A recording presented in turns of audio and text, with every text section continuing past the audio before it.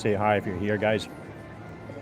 It's been a while since I've gone live. I think it's been several months, actually.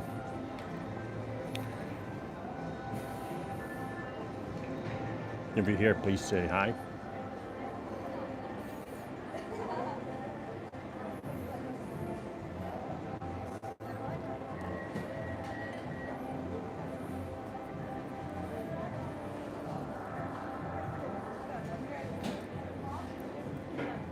Toronto crypto, what's happening? What's up? Just a second, guys. Let me put you on the table.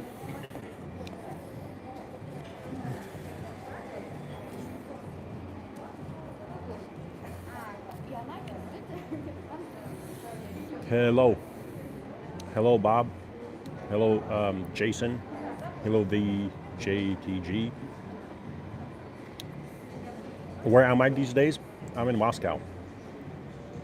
Yeah, I'm in Moscow currently.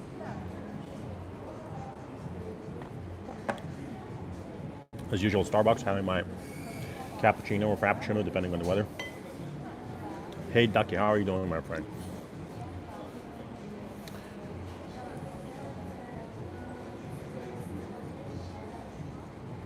Hello, Kasim. Oh, Chainsaw Jackson. Hello, my friend. How have you been? Let's just wait for people. Man, I should have shared the stream. Wait, let's share the stream. Share. Yeah, sorry about that, friends. I had to share the stream. Yeah, it's the first time I shared it live, so everything kind of crashed. Sorry about that.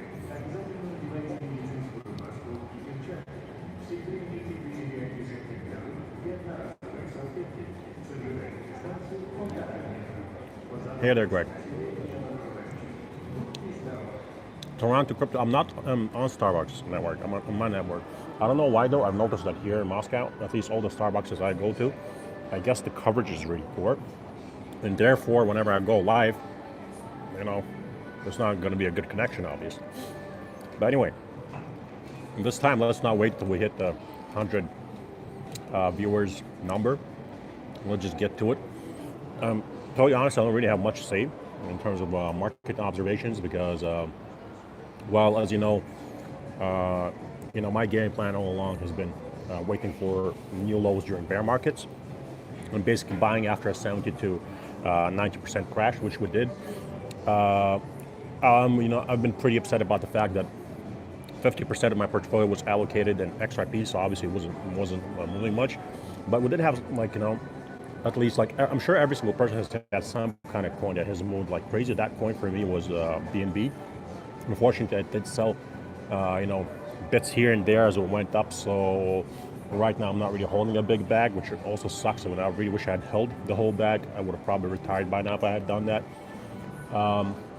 Rent has been doing very well, and ADA. I have the funniest story with ADA. If you've been following me on Twitter, I was impatient with it. I was waiting for that 40-cent breakout.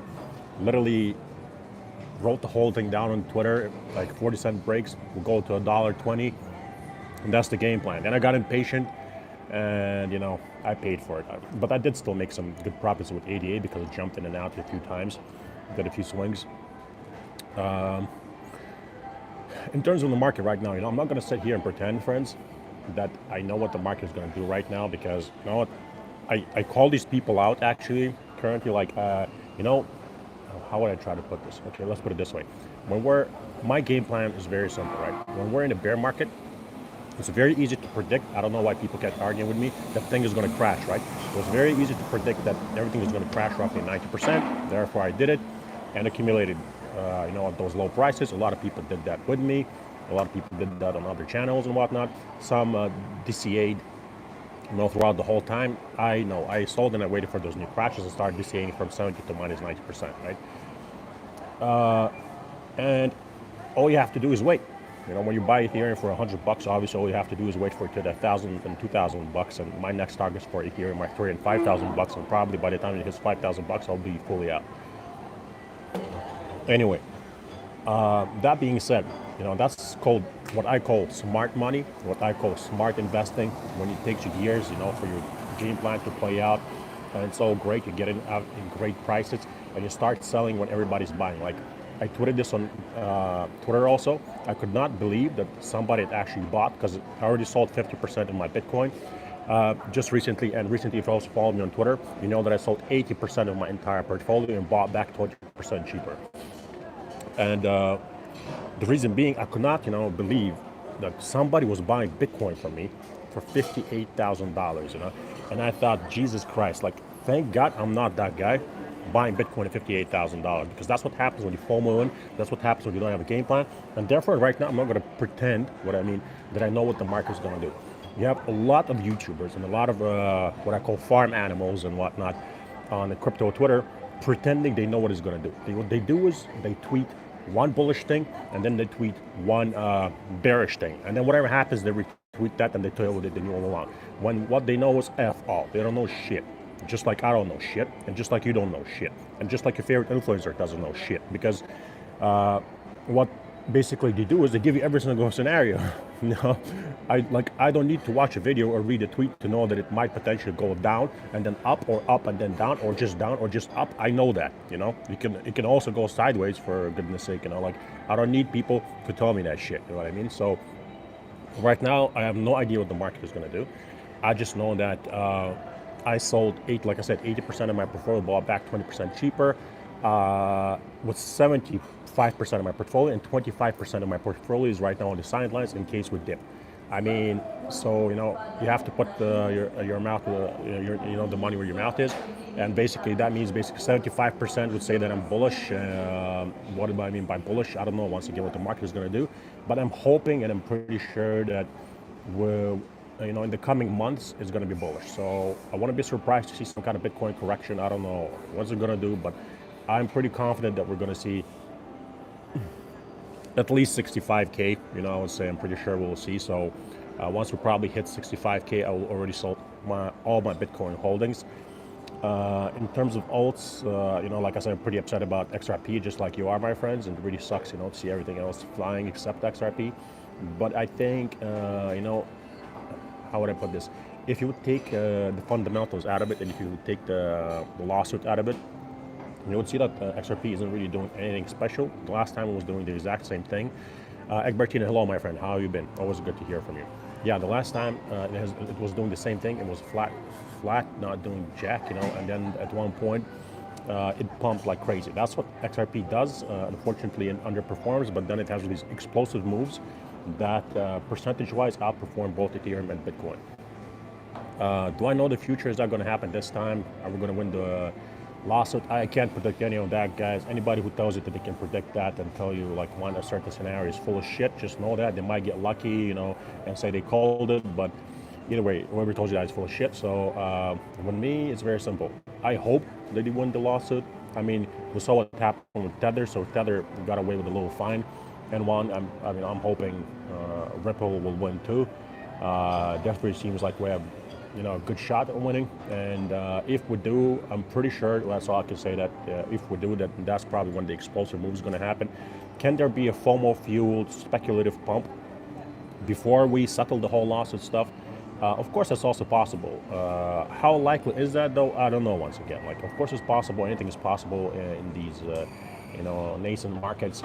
In comparison to the market, besides, the point that we nearly hit 2 trillion at like 1.7 trillion was still very early, when you compare it to traditional markets.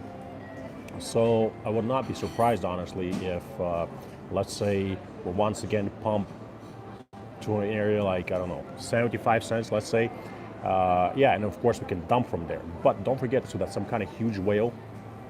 And I know a few already told you, like, there are groups of whales that get together and pump certain coins, and it often works. But that's beside the point. So the point I'm trying to make is, like, at 75 cents, instead of dumping, maybe some huge whale is going to execute a huge buy order, which will eventually push XRP from that 75 cent barrier and over that 85 cent barrier. And I don't know, maybe we see something like 92 cents. Then every single guy who understands anything in technical analysis, who's been waiting for that resistance to be breached, starts posting on Twitter that it has been breached, buys. Everybody FOMO buys. We have a FOMO fueled speculative run that pumps XRP over $1. Twitter sees once again that XRP is over $1. YouTube videos are coming out. FOMO hits once again, we'll pump to that $1.30 area that I've spoken about many times, and perhaps even as high as $2 before, I don't know, correcting, or maybe we'll pump further. I mean, who the hell knows, right? So let's not pretend that we'll know what's going to happen. But my point is, of course, stuff like that can happen. Dogecoin and many other cryptos have shown that, what I've been talking about many times, that you do not need any use case and any utility whatsoever for a coin to deliver crazy, insane gains, I have no idea what Ren does. I've made crazy money with it. To this day, I don't know what BNB does. All I know, I've mentioned before, I've been very honest about it, is that BNB is the coin of Binance, basically pretty much number one exchange in the world. I bought it sub $5, and I did so because I understood that they're probably going to manipulate the price. They're going to do everything they can for the coin to succeed. Maybe there will be some wash trading involved, and that basically it has this it has this name, it's like trend recognition, basically. It's kind of like Facebook in that sense in crypto. So it was a pretty easy bet, to make.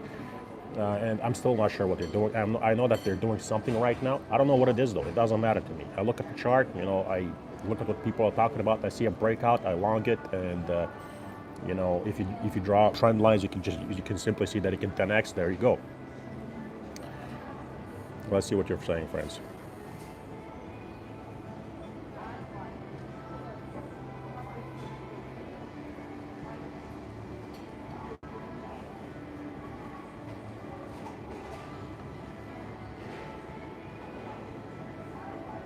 Just buy shares in Starbucks. That's too funny, my friend.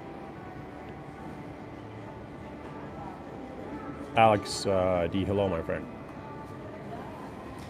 Yeah, either way, guys. So the point I'm trying to make is, we crypto influencers, no matter how big their following is and whatnot, we don't know jack shit. If you actually listen to what people say, people produce videos because they have monetized channels, so they produce videos to make money. And they will keep producing them.